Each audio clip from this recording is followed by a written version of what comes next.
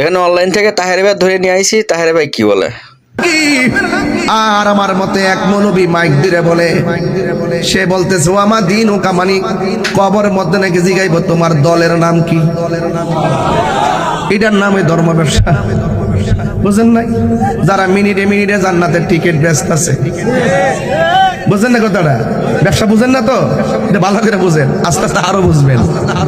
যারা জান্নাতের টিকিট পেয়েছে আবার বলতেছে যদি আমাদেরকে একটা ভোট দাও, 18 কোটি মানুষ নামাজ পড়লে যেই সওয়াব হবে তোমার আমলনামায় সেই সওয়াব দেওয়া হবে। এই কথা কি দলিলের ভিতরে নাকি মন গড়া? এটার নাম ব্যবসা। এরপরে আবার দেখেন, সারা জীবন দেখলাম না সম্প্রীতি নিয়ে কোনো কাজ করতে।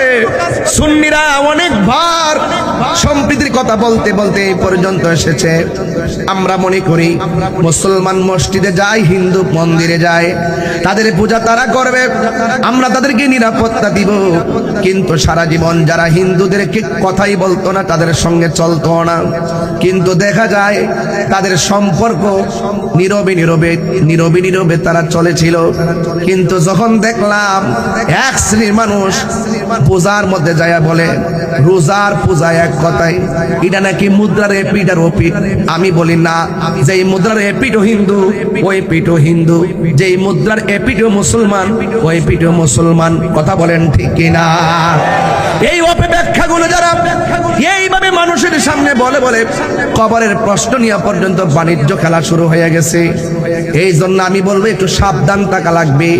আমার নবী আপনার নবী বলেন যে যারা মুমিন হবে, আল্লাহ রাব্বুল আলামিন বলেন ইন্নাল ইনসানা লাফি খুসর, নিশ্চয়ই দুনিয়ার জমিনে যত মানুষ আছে সব মানুষ ক্ষতিগ্রস্ত। দুইটা কোয়ালিটি যেই মানুষের ভিতরে বাইরে থাকবে সে কোনোদিন ক্ষতিগ্রস্ত হবে না।